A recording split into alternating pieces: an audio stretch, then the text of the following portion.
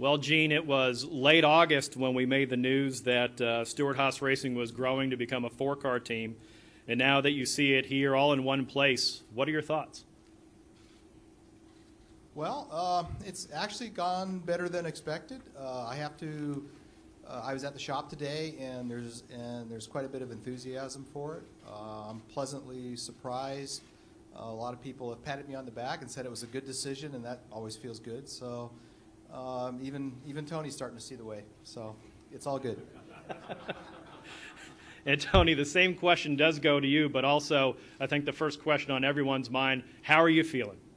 I feel great. It's I'm excited. I'm counting down days to get to Daytona, so excited to be here.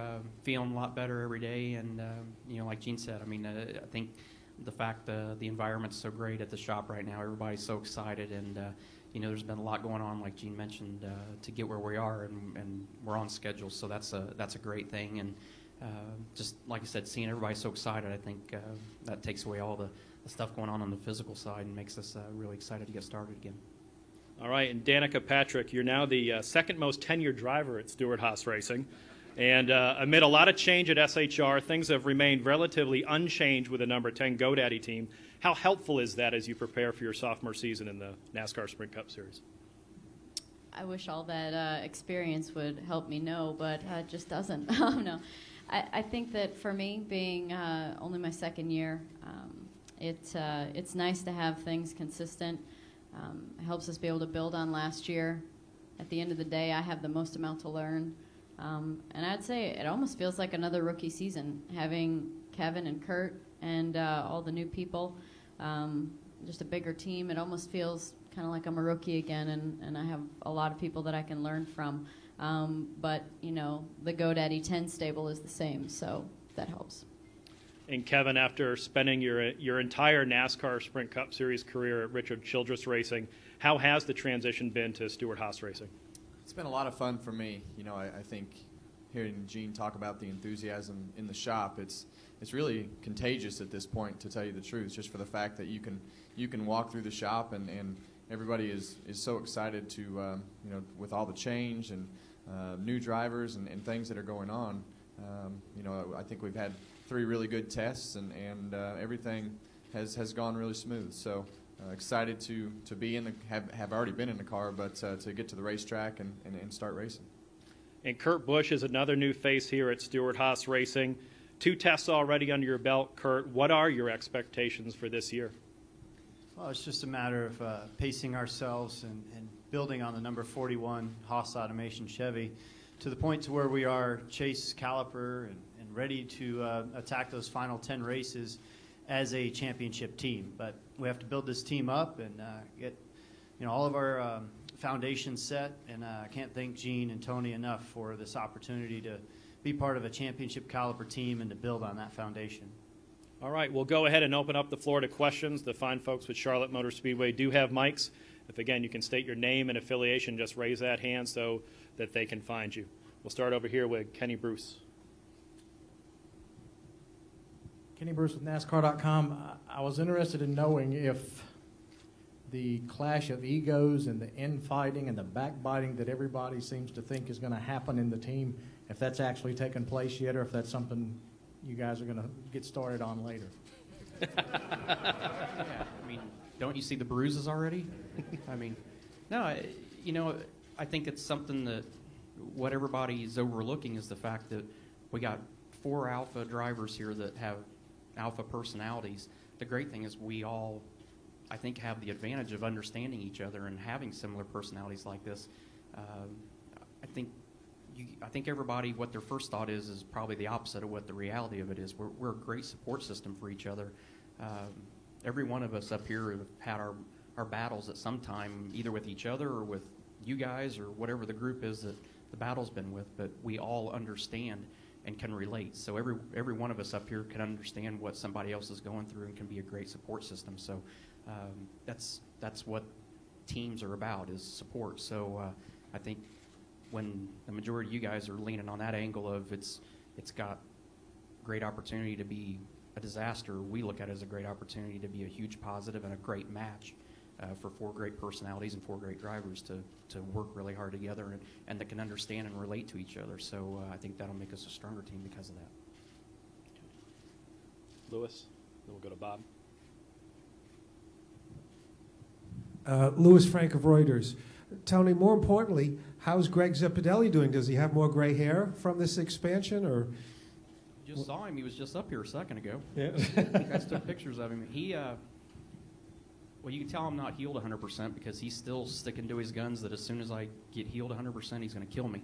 But looking at him, I mean, he's got less gray hair than I do, so you're asking the wrong guy whether he's got gray hair. But, you know, that's the great thing about that group sitting over there. I mean, I can look over and you know, it gives us a lot of comfort sitting here to see all of them sitting real close to each other like that and knowing that that's the brain trust of what's going on. So, you know, it's great leaders like Greg and Matt and the crew chiefs.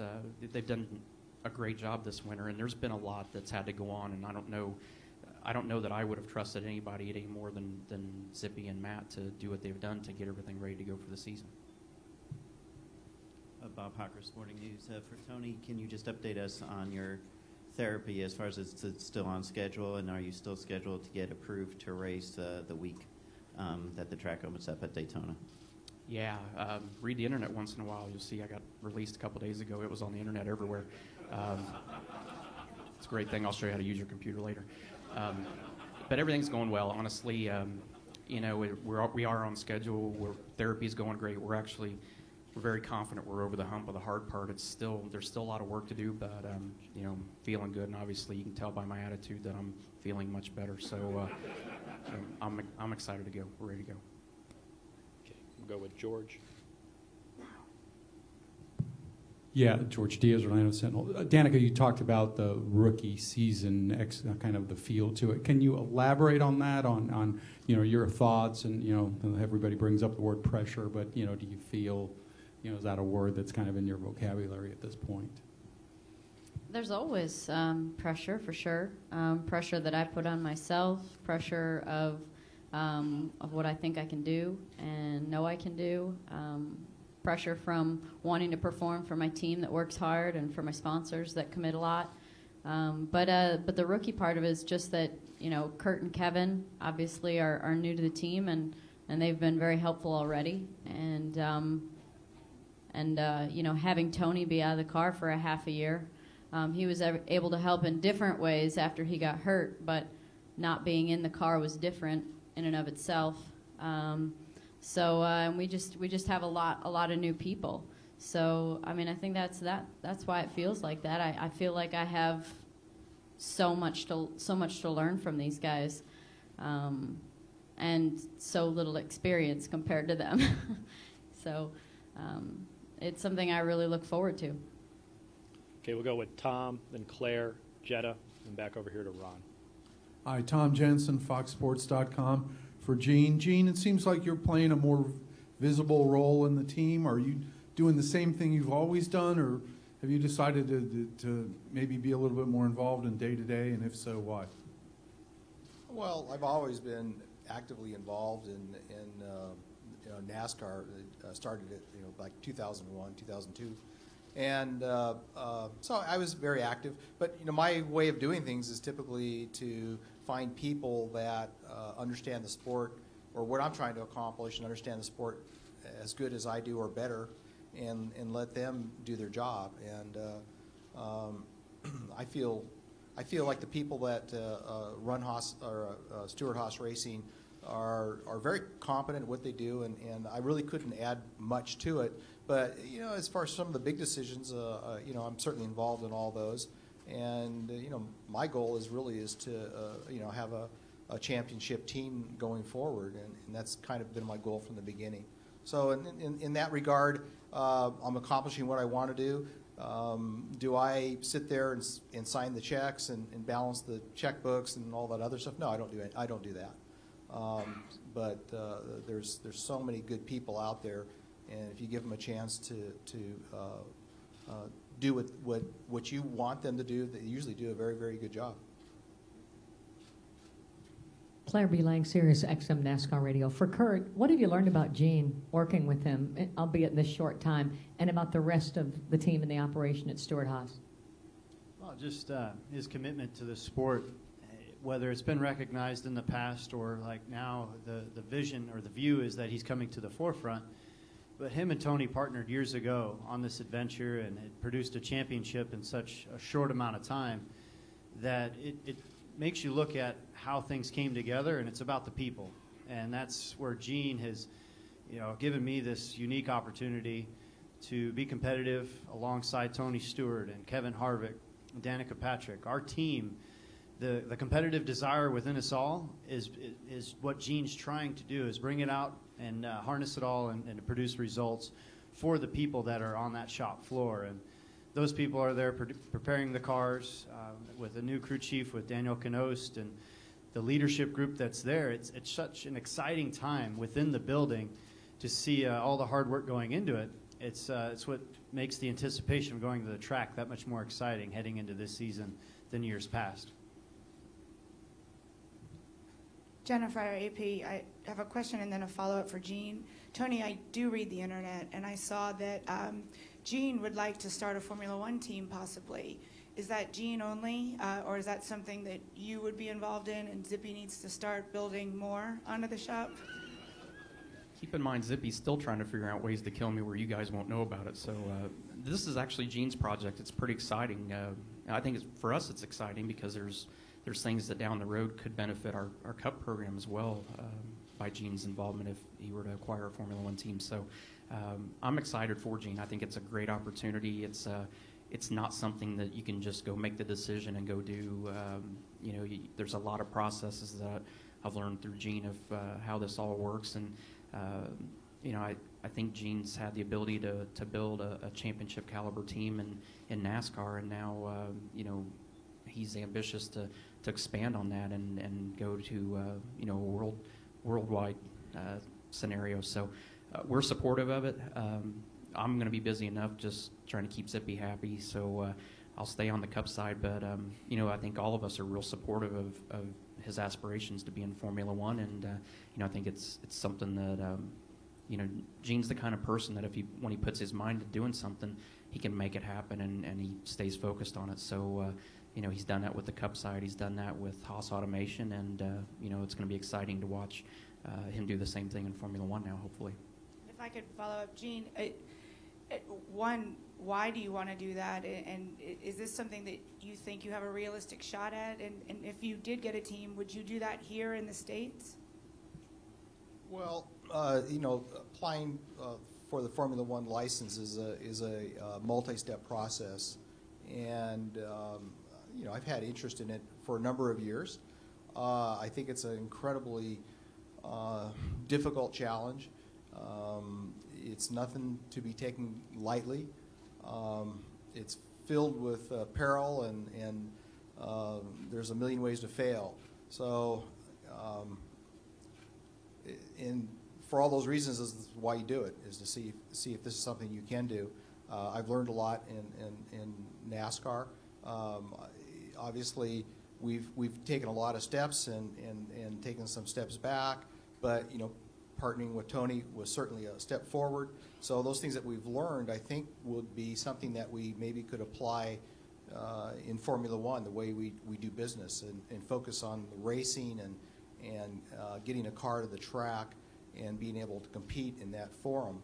I have a tremendous amount of respect for NASCAR racing, and the same thing with Formula One. It's a sport that's has a legacy behind it, much like NASCAR or Indianapolis 500 racing. So I respect that, and it's a complex process, trying to do that one step at a time. And I think it would be a great honor as an American to participate in that type of racing. And it also has a good business aspect of it too.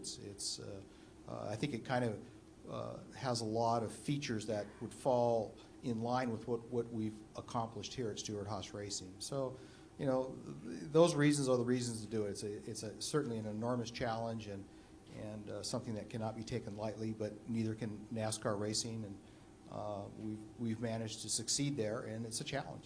That's the fun part of life. If you don't try, you won't fail. Okay, we'll take two more questions before going to our breakout session. Ron and then Mike Massaro. Ron the Masters, ONMC. This is for Tony. As a driver who is also an owner, to my knowledge, you've never had a 4-car team, at least in NASCAR. Is there something about just adding one more car that makes that a different approach for you? I don't think so from my standpoint. I mean, the challenge has been for Greg and Matt and the new crew chiefs coming in, adding more staff, changing the existing building and the addition in the lot next door to us of getting it ready.